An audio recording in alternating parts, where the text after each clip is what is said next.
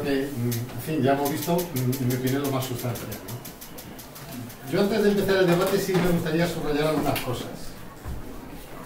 El último número de Le Monde Diplomatique publicaba una editorial de Ignacio Ramonet, que está también en Le Monde Diplomatique. Como sabéis, es una revista mensual que no está en internet hasta que no pasan 3 meses de su publicación.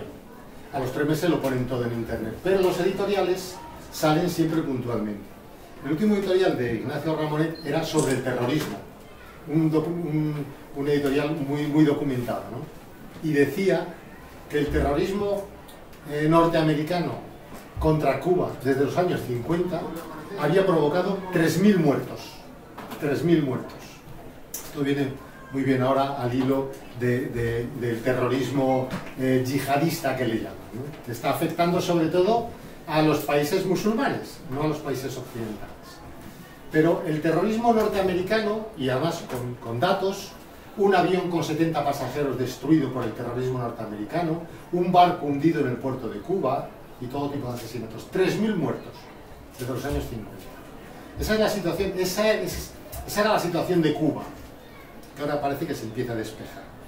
Yo, hombre, quería decir eso porque ayuda a comprender un poco la realidad cubana, y siempre que se hable de Cuba hay que tener en cuenta eso, el criminal bloqueo norteamericano, criminal, o sea, ha habido mucha gente que ha muerto por culpa de ese bloqueo, y creo que eso es algo que hay que tener siempre en cuenta. ¿Cómo Cuba sobrevivió a la crisis del petróleo? Cuba sobrevivió gracias a la fuerza que tenía la comunidad, gracias a la fuerza, al espíritu comunitario, algo de lo que nosotros y nosotras carecemos, ojo, muy importante. Primero, Cuba tenía toda esa red comunitaria y nosotros lo hemos perdido. Se puede recuperar, por supuesto, pero sí, que es lo primero que tendríamos que empezar a hacer. Puesto que nos va a pasar eso, tendríamos que empezar a construir esas alternativas. Hay una singularidad. Eso en Cuba pasó en una semana, como decían ellos. De un día para otro nos quedamos sin energía. A nosotros nos va a pasar también, pero nos va a pasar con otro ritmo.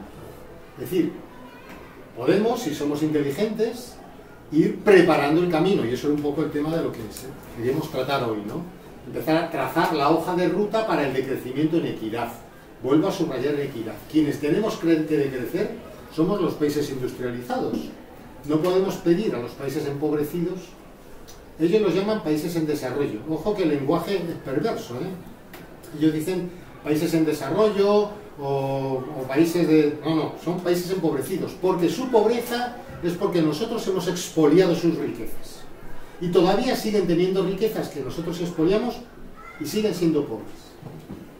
En una ocasión, en una charla sobre cooperación al desarrollo, una persona, ya no recuerdo si era del norte de África o latinoamericana, nos decía que lo que piden ellos, los países empobrecidos, al occidente industrializado, dicen: no queremos que nos echéis una mano, queremos que levantéis la bota que nos aprieta. Fijaros qué expresión. No nos echéis una mano, levantar la bota. Eso va a pasar ahora. Cuando el occidente industrializado entre en crisis, quienes vamos a entrar en crisis somos los 800, los 1.000 millones de personas que estamos disfrutando de estos niveles de bienestar, de este derroche. Pero en el mundo hay 1.000 millones de personas que se calientan y que cocinan con leña. A ellos el colapso civilizatorio no les va a hacer daño, quizás al contrario, porque esos países empobrecidos, en la medida en que nosotros levantemos la bota, podrán empezar a recuperarse. Entonces quería subrayar el tema de cómo Cuba sobrevivió, entre otras cosas por la fuerza de la comunidad y por algo que decía el documental, que creo que es tremendamente revelador. Cuba, por el 2% de la población latinoamericana, tiene el 11% de los científicos latinoamericanos. Claro, quiere decirse que es posible. Es posible. Este escenario que parece negro de crecimiento o incluso de colapso no es un escenario que en mi opinión sea pesaroso, porque tenemos herramientas para superarlo. Hay que empezar a trabajar ya. Es verdad que lo primero que tenemos que hacer es ver a quién tenemos enfrente.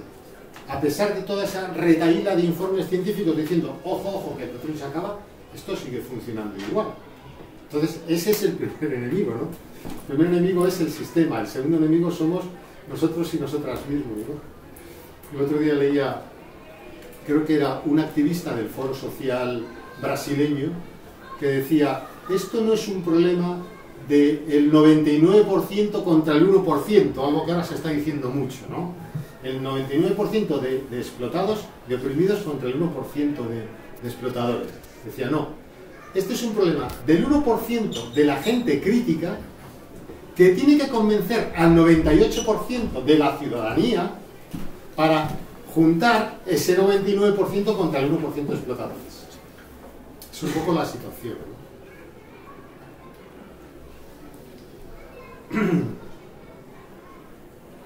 Bueno, yo ya con eso termino.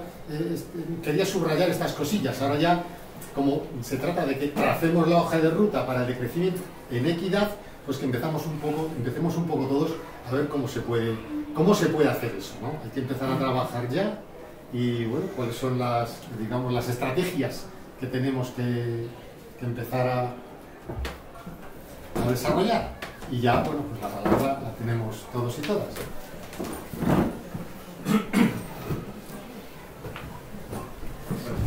Yo quería... ¿Moderas tú, Carbonell? ¿Qué? ¿Moderas tú? Sí, yo modero. Simplemente quería señalar que para el nivel mundial es un poco más difícil todavía que en el sistema cubano. ¿Me oís bien atrás? ¿Sí?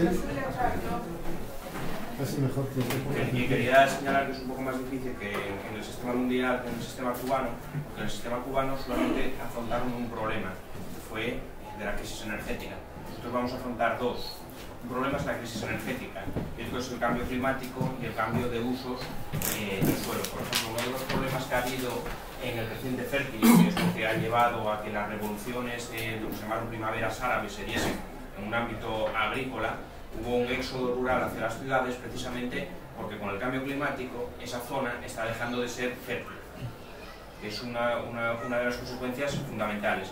¿A qué nos enfrentamos? Nos enfrentamos a que se ha construido precisamente las zonas que eran más fértiles, que son, por ejemplo, si nosotros venimos de la que vienes de Oviedo, hasta acá en Gasteiz, si vienes por el interior, todas Las Vegas, que son las zonas más fértiles que están al lado de los ríos, es donde se está haciendo la planificación y el crecimiento de las ciudades, el crecimiento de las poblaciones. Y eso que esta zona está despoblada. Todas esas zonas en las que se ha construido, que es donde se podría plantar, todo ese tipo de producción, al haberse descentralizado y haberse llevado a la gente que tenía conocimiento de los usos en la zona agraria, va a ser bastante difícil retomar hacia atrás. Primero, para buscar zonas donde cultivar. Segundo, para poder coger y abastecer. Uno de los problemas, por ejemplo, en los que nos enfrentamos en Tiroña, en la zona, hay dos asociaciones que quieren volver a impulsar el cultivo de la avellana. El problema es que ya no es rentable y ya no quedan nada más que dos explotaciones en todo el municipio, que fue uno de los principales productores de avellana de toda la zona, producción suficiente. Por ello, creo que lo que es fundamental es, bueno, aparte del análisis, que no quiero ser un poco muy pesimista, es una cosa que han hecho en el documental, que es lo de los científicos, porque el conocimiento es el recurso principal que nos puede sacar para cualquier decrecimiento o para cualquier cambio de uso, ¿no? Un modelo de autosuficiencia y un modelo que no despilfarre energía, precisamente en traerse los limones desde el sudeste asiático hasta aquí, que el sudeste asiático no es donde se produce, para consumirlos, porque realmente el gasto energético de traer los limones es mayor que el gasto energético de poder producirlos.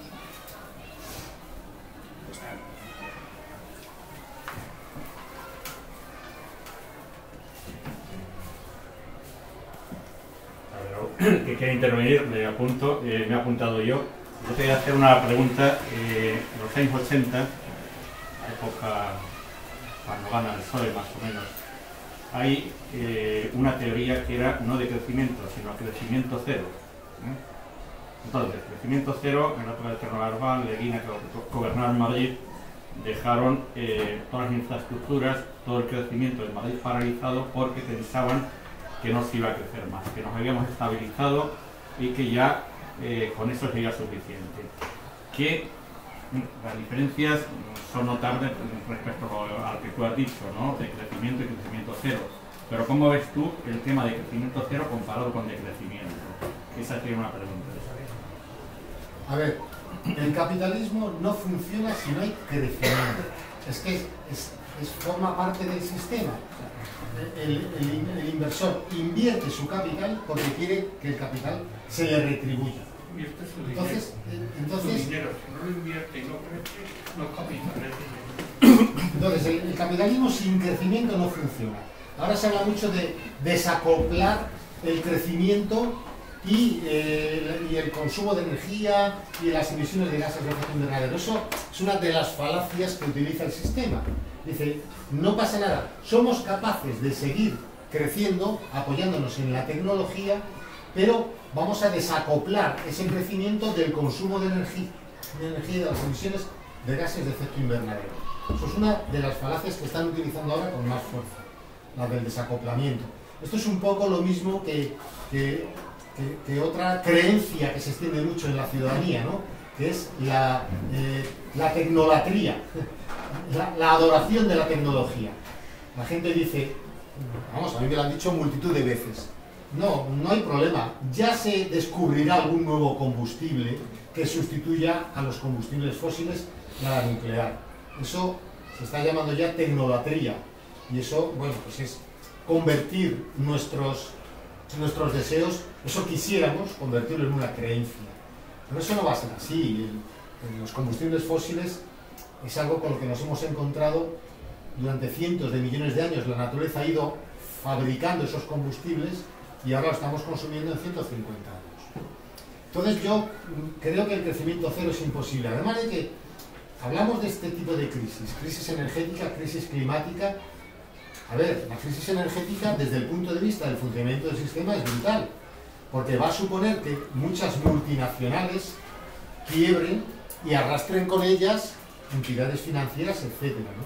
Entonces, la crisis del capitalismo viene asociada necesariamente a la crisis energética y a la crisis climática. Sugiero que leáis un libro de Ramón Fernández Durán, uno de nuestros pensadores, que se llama Crisis del capitalismo global, está en internet. Crisis del capitalismo global 2050. Más o menos ese es el título, ¿no? Y evalúa cómo el capitalismo, lo que es ahora, lo llama capitalismo global porque es un sistema absolutamente centralizado. Cómo primero se va a disgregar en capitalismos regionales, de tipo regional, y luego entrará en una segunda crisis de descomposición definitiva, ¿no? Y luego la práctica, Carbonell, es que no es así, es que cuando deberíamos estar reduciendo las emisiones, seguimos emitiendo un ritmo del 3% anual. Y ya hay muchos estudios que dicen que en el año 2011-2013, no estoy seguro, tendríamos que haber empezado a reducir un 6% nuestras emisiones de gases de efecto invernadero, es decir, nuestro consumo de energía. ¿Creéis que es posible en este sistema reducir cada año un 6% nuestro consumo de energía? ¿Creéis que eso es posible en este sistema? Eso es algo absolutamente contradictorio con el sistema. Yo no he entendido la explicación de por qué es una falacia. Lo de... Sí, del desacoplamiento, de que ahora están tratando este tema, efectivamente, de la exclusión de los gases de efecto invernadero y haciéndose cargo de todo el tema de la eficiencia energética, pero lo están utilizando como una falacia. Yo no entiendo... cómo está integrado, cómo está desintegrado. Sí, porque es que no es cierto, es que es mentira. Es que está pasando todo lo contrario. ¿Se lo puedo explicar? Sí, sí. Mira, es muy sencillo. El crecimiento es aumentar la cantidad de recursos que tú tienes en el sistema. Los recursos primarios son de dos tipos: recursos energéticos y materias primas. Si tú quieres crecer, tienes que aumentar la cantidad de energía o la cantidad de materia prima que tienes en el sistema. Con lo cual es imposible desacoplar esas dos cosas, porque son dos expresiones de lo mismo. Es igual que si decimos es imposible no gastar dinero para comer. Todo lo que tengas, lo hagas por tu cuenta, por lo que sea, tiene un valor económico, ¿no? También tiene un valor en energía y en materia prima. Entonces, es imposible mantener un sistema en el cual consumas cada vez más sin gastar cada vez más energía para poder consumir. Pero además se da un segundo fenómeno. Vamos a hablar del petróleo. También pasa con carbón y gas, pero hablemos del petróleo. Cuando se empieza a explotar petróleo en cantidades industriales, lo que se llama tasa de retorno energético, es decir, la energía que yo invierto para sacar un barril de petróleo, entonces, claro, Estamos en la mitad de esa curva de Gauss que habéis visto, en la mitad del consumo de energía. ¿Qué petróleo hemos consumido? El que estaba más cerca, el que tenía más calidad, el que tenía menos azufre, el más barato de extraer en definitiva. Bueno, pues entonces cuando empieza a extraerse la tasa de retorno es de 1 a 100. Es decir, por cada barril de energía que gastamos, extraemos 100 barriles de petróleo. Por cada barril de petróleo que gasto en las perforaciones, extraigo 100 barriles. Eso se llama retorno energético. Invierto un barril, me gasto un barril, obtengo 100. ¿Vale? Pues esa tasa ahora es del 1 a 10, como media planetaria. Pero es que se va reduciendo.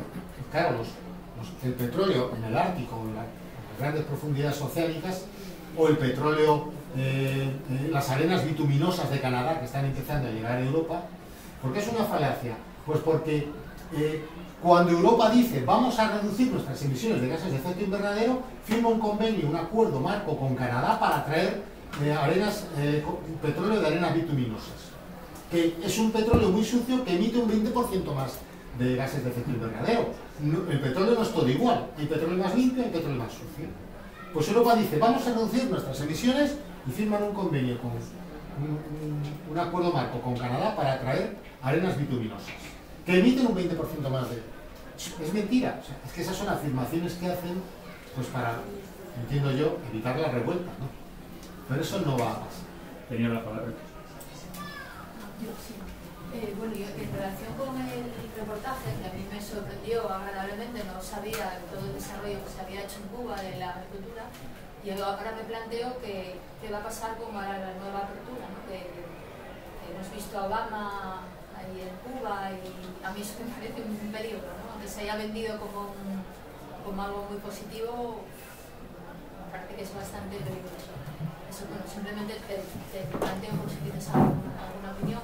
Y luego respecto a lo que planteabas de qué hacer, Tony apuntó el tema del conocimiento científico, que me parece interesante, pero yo sobre todo ahora creo que es importante cuando tú planteabas, ¿no?, como ese 1% tenemos que convencer al 98% de la población, y yo creo que ahí que lo fundamental es la participación. De alguna manera tenemos que conseguir que la gente participe y se involucre como ocurrió en Cuba, ¿no? Lo que pasa es que yo ahora mismo lo veo complicado porque yo creo que la gente no se lo cree. O sea, hablamos de cambio climático, pero lo ven como algo muy lejano.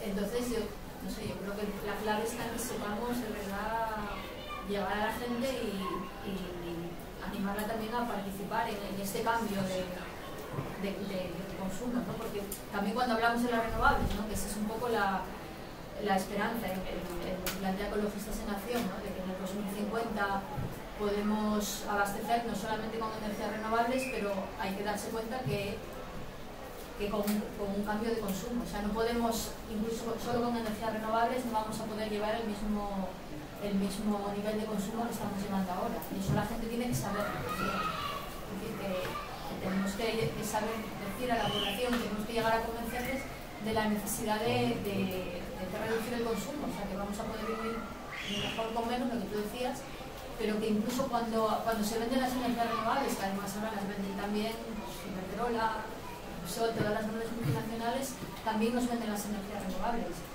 pero lo que no dicen es que no vamos a poder tener el mismo nivel de consumo que tenemos ahora. Entonces, bueno, yo creo que es complicado, pero me parece que la clave está en que la gente se conciencie y que participe en nuevas alternativas, ¿no?, en plantear las alternativas. Yo creo que del documental a mí me agrada especialmente el tema de los huertos urbanos, ¿no? La agricultura urbana surgió en Cuba como una necesidad, pero no es algo nuevo. O sea, a lo largo de la historia ha surgido muchas veces, ¿no? Cuando empieza la industrialización y las ciudades se empiezan a llenar de barrios donde se masifica el proletariado, el poder tiene que darle a esos proletarios que acaban de llegar del campo, estamos hablando de los años del siglo XIX, tiene que darle huertos y se ponen a disposición de los proletarios llegados de las zonas rurales huertos para autoconsumo, ¿no? Y en las guerras mundiales, En el Reino Unido, en Inglaterra, en Londres, al final de la Segunda Guerra Mundial, el 40% de las hortalizas y verduras que se consumían en Londres venían de la propia ciudad. O sea que es posible, en Cuba lo consiguieron en un plazo corto, en Londres lo hicieron también, en Estados Unidos las experiencias de huertos urbanos en la Segunda Guerra Mundial con multitud, claro, impulsadas desde el poder, porque era obvio, también son múltiples, ¿no? Quiere decirse que esas experiencias están ahí y que demuestran que se puede hacer. En Cuba en 4 años la mitad de los recursos de huerta y verdura de La Habana venían de un radio de 5 kilómetros. Esta es una de las peleas. Aquí tenéis la experiencia de soberanía alimentaria que veremos el domingo, pero esa experiencia te la encuentras ya en todas partes. En Córdoba tenemos un ecomercado una vez al mes, que es gemelo, por lo que me ha contado Javier, del ecomercado de aquí, del mercado soberano alimentaria de Cáceres, ¿no? Pues esas experiencias hay que empezar a desarrollarlas, porque aquí, como hemos dicho en Cuba, el cambio fue radical. Aquí tenemos tiempo, ¿eh? Pues hay que empezar a trabajar en estas alternativas y en la creación de estas redes. Tiene que empezar a haber productores y productoras que puedan abastecernos poco a poco de nuestros suministros básicos. Yo en Córdoba soy socio de una asociación que se llama el Mercado Social de Córdoba. Hemos puesto una tienda y una parte importante de las cosas que consumimos nosotros en casa vienen de esa tienda. Y ahí no hay más intermediarios que nuestra asociación, del productor a mi mesa directamente. Oye, llevamos ya funcionando 4 años, ¿eh? Y es una tienda, en fin, grande, ¿no? Y con el tema, perdona, de las energías renovables. A ver, antes he hablado del escenario energético para el año 2050. Nosotros, con números en la mano, decimos que en el año 2050 podemos prescindir de nuclear, gas, carbón y petróleo, pero claro, solamente podremos disponer de la tercera parte de la energía de la que disponemos ahora. Aún así, demostramos que es posible hacer eso manteniendo un cierto nivel de bienestar.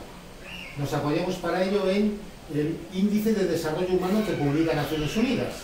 Hay un cuadro en el documento donde figura en el eje de abscisas el Índice de Desarrollo Humano y en el eje de ordenadas el consumo de energía.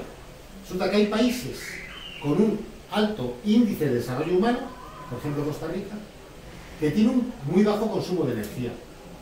Cuba, por ejemplo, es uno de los países que se ponen como ejemplo de país sostenible.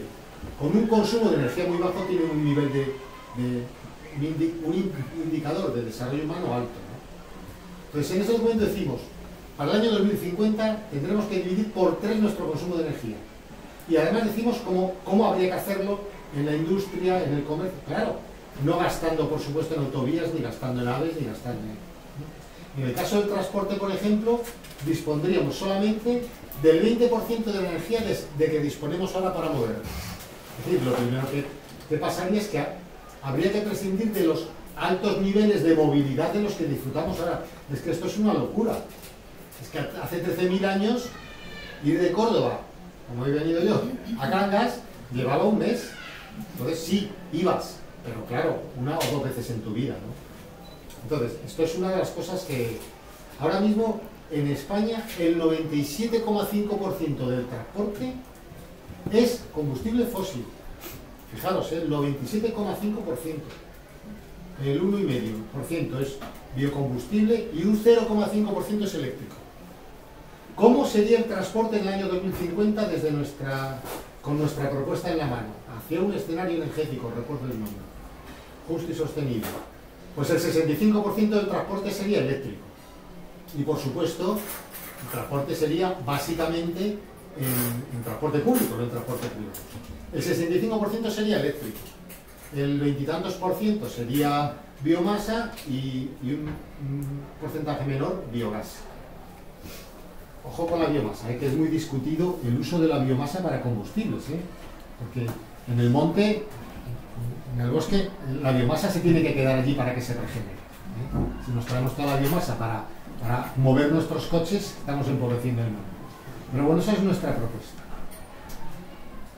Perdóname que me extiendo un poco, pero la voy a subrayar. No dividir por 3, dividir por 4. ¿Por qué? Porque desde nuestra perspectiva, en el año 2050 no seremos 40 millones de habitantes como dice el Instituto Nacional de Estadística. Ahora somos 46, el INE dice 40 millones. Nosotros decimos, no, 40 no, 60 millones. ¿Por qué? Porque hay que acoger refugiados climáticos y refugiados económicos. Entonces nuestra perspectiva es una perspectiva en equidad. Tendremos que dividir por 4 los niveles actuales de consumo de energía en el año 2050. Pero insisto, eso es posible manteniendo unos niveles de desarrollo humano altos, siempre y cuando se haga de forma equitativa. ¿Se puede hablar de refugiados climáticos? Ya, sí. Centenares de miles de refugiados climáticos ya. Luego, me parece súper interesante el hecho de que Cuba, ¿no?, como ejemplo de un país que el sistema de distribución de energía, de alimento y de capital ha sido independiente, ¿no?, ha logrado un alto índice de desarrollo humano, ¿no?, en cuanto a calidad, ¿no?, científicos, artistas y a otros niveles, ¿no? Eso da esperanza, ¿no?, a otros sistemas, ¿no? Y luego, como por ejemplo en Suecia o en Dinamarca, ¿no?, los sistemas de distribución que se están haciendo para el continente europeo, ¿no?, para alcanzar la independencia energética, allí funciona con energías renovables, y luego por otro lado en sus ciudades estén ya planteándose pues lo contrario de urbes como Los Ángeles, ¿no?, que todo el mundo va en transporte privado, sino quitar absolutamente el transporte privado, prohibirlo en las ciudades, que sea todo público. Eso en gasto energético supone un cambio vital, ¿no? En el siguiente capítulo del documental sobre la salud sale esta información. Cuba versus Estados Unidos de Norteamérica, la sanidad cubana le da 100 vueltas y la esperanza de vida del cubano y la mortandad infantil en Cuba le dan 100 vueltas al sistema norteamericano. O sea que fijaros cuál es el nivel de desarrollo Mirad, Los Ángeles de California es una ciudad sostenible. En este modelo de decrecimiento es imposible una ciudad en la que no puedes ir a ningún sitio si no tienes vehículo privado. Hay una experiencia de colapso, entre comillas, en Estados Unidos muy interesante, que es la ciudad de Detroit. Hay un libro que se llama Raíces, no me acuerdo ahora del nombre, Raíces Urbanas. Es un libro sobre huertos urbanos editado por compañeros de ecologistas en acción. Y cuenta la experiencia de Detroit. Detroit, en los tiempos de esplendor de la industria del automóvil, tenía 1,5 millones de habitantes. La industria del automóvil se viene abajo, entre otras cosas, por la deslocalización, ahora tiene 700.000 habitantes. Pues en Detroit tienen problemas para abastecerse, porque no hay tiendas cerca de la gente. Detroit se ha convertido en el paradigma de la ciudad con huertos urbanos. Hay 2.000 experiencias de huertos urbanos en Detroit, porque es una ciudad que se ha venido abajo, que se está quedando vacía. El Ayuntamiento de Detroit tramita una licencia de obra por cada 10 licencias de derribo que tramita. Entonces, en esos solares que han quedado en la ciudad, están poniendo en marcha multitud de iniciativas de huertos urbanos. Pero claro, cuando hablamos de colapso civilizatorio, imaginaos las grandes urbes, Los Ángeles, Madrid, las grandes capitales, porque las pequeñas localidades son más resilientes, que se llama ahora, tienen más capacidad para resistir. Pero una ciudad como Madrid, yo cada vez que voy a Madrid por lo que sea veo nuevas autovías, más carreteras, más coches.